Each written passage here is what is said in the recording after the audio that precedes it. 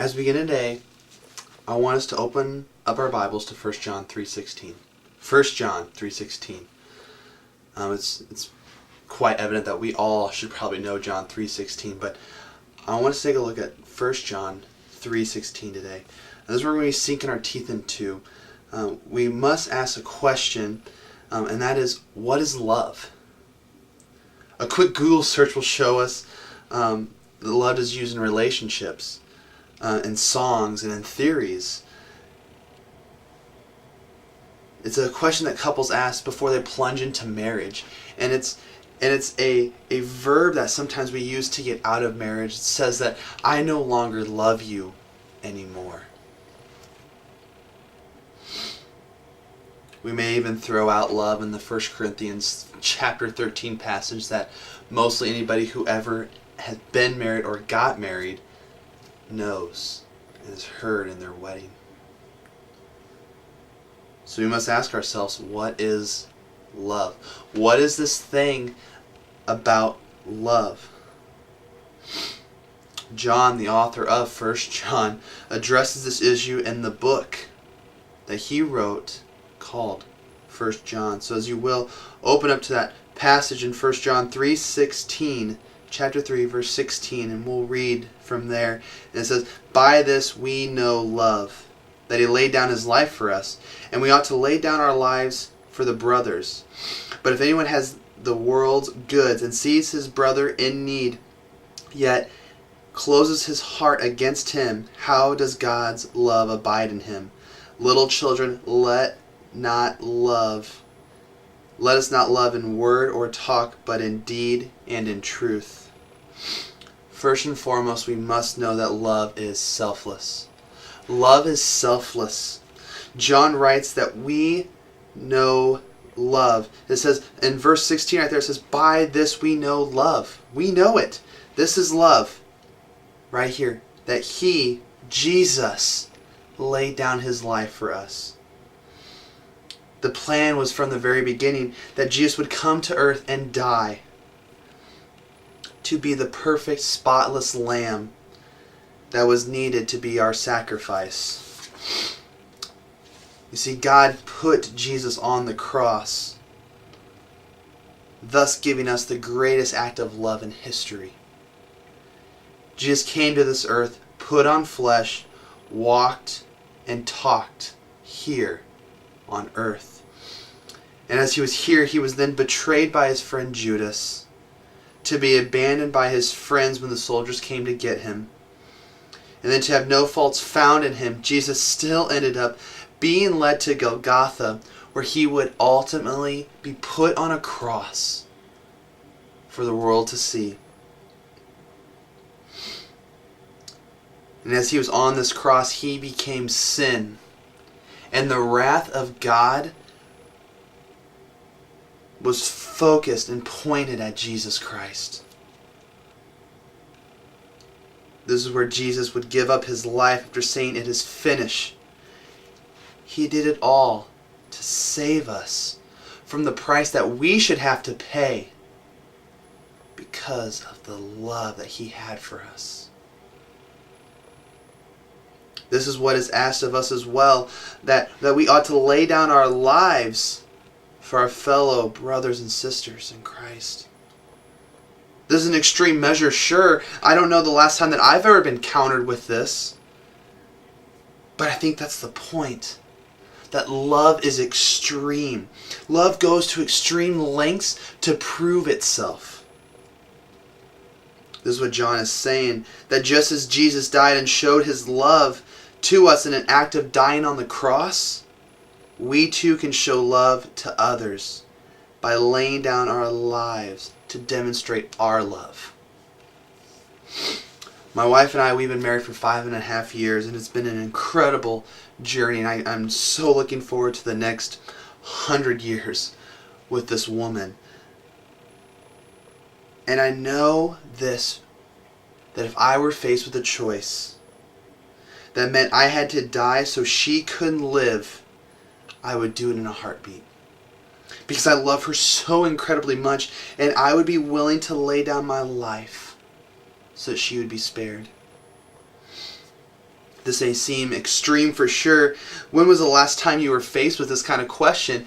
Choose your life or this life. That's not a question that we normally get faced with every day. I know I haven't. It is for us to look at, and it shows us that that is the length of love that we should go. It is selfless. It means that we act selflessly. It's hard. We often are selfish and prideful. But God was the very essence of love. And we can follow His example, and we too should be selfless all the way to the point of death for another. As we continue to define love, we see that love is selfless, and secondly, love is giving. Verse 17, if you follow along with me. But if anyone has the world's goods and sees his brother in need, yet closes his heart against him, how does God's love abide in him? If we are to hold on to things, if we have all the world's goods, if we have something that a brother needs, it would be wise to give it up to them. This is another act of love. Love is giving. How do we know this? Because if we turn away from those who are in need, God's love does not abide in him. That says it right in the verse. It says, but if anyone has the world's goods and sees his brother in need, yet closes his heart against him, how does God's love abide in him? If God's love is not in him, then we can say they are not in God.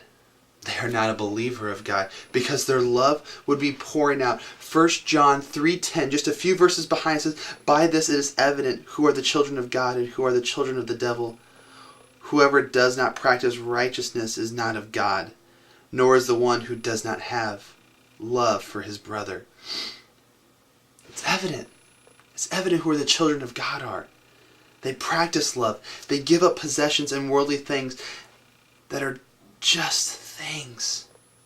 It's one of the hardest things I've ever had to deal with, is that these things here on this world, they're just that. They're just things. They don't matter in the end of time. Because in the end of time, it's not going to matter about how much things I have. I can't be buried with it.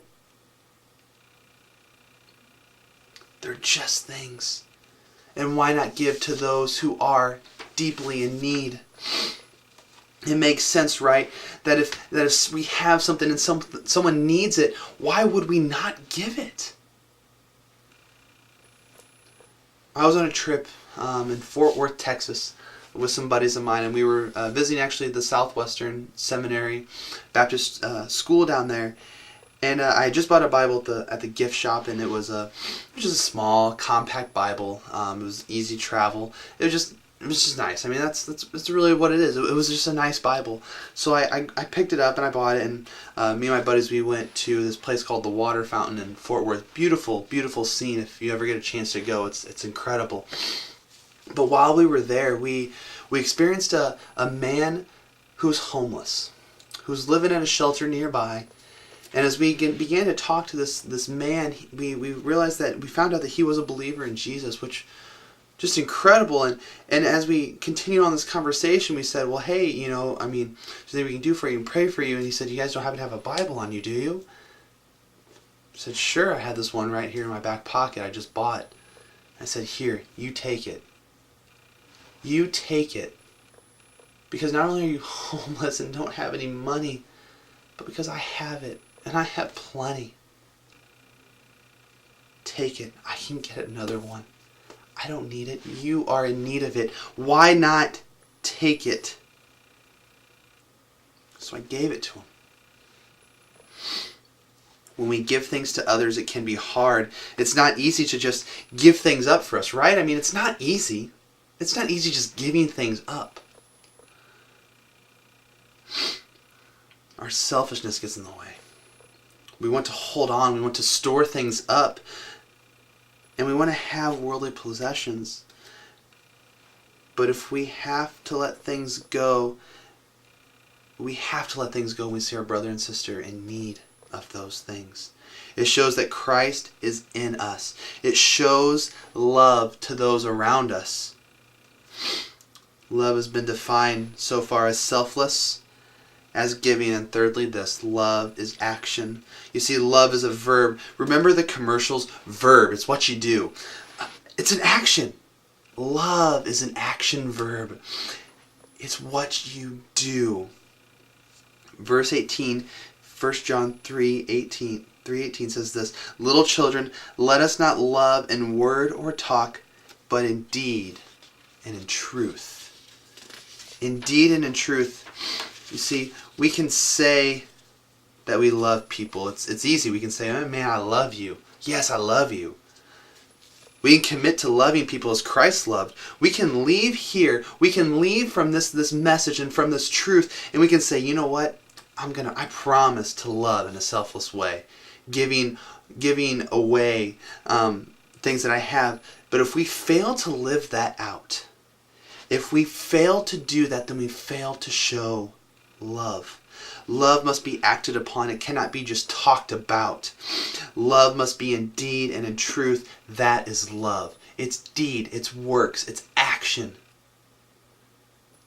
Love lays down one's life and gives all we have to those in need, because at the end of the day it comes down to this.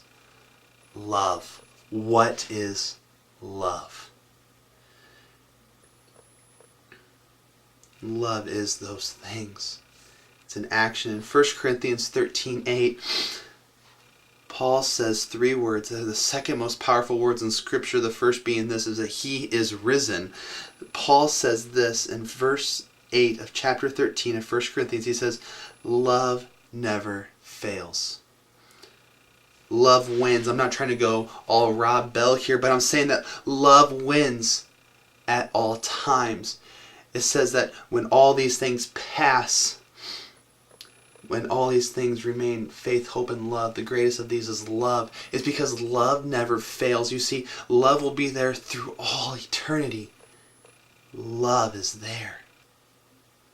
If you respond in all things with love, it will not fail. Love is vital to show the true marks of a Christian. I can tell my wife over and over and over again that I love her.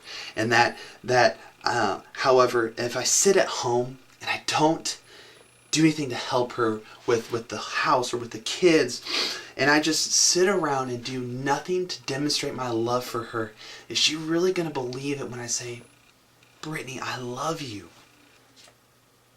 Probably not.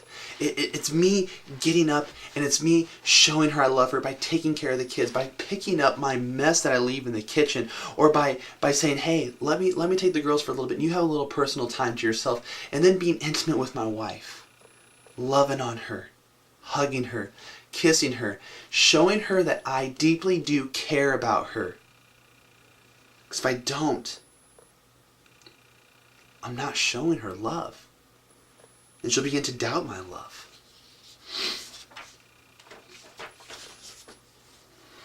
Love must not just be spoken. We can speak loving to all the people in the world, and we can build them up with words and just talk about love, but if we fail to show it by our deeds, then we're doing something wrong. We have to show love. See, love is an action that is giving selflessly. That's what love is. Love is an action that is giving selflessly. Dear Father God, I pray that these words are not empty. Lord, that we can demonstrate love to people around us by being selfless, by giving. And we do all those things in an action that glorifies you, Father. Thank you for being the greatest demonstrator of love. So all things in your name.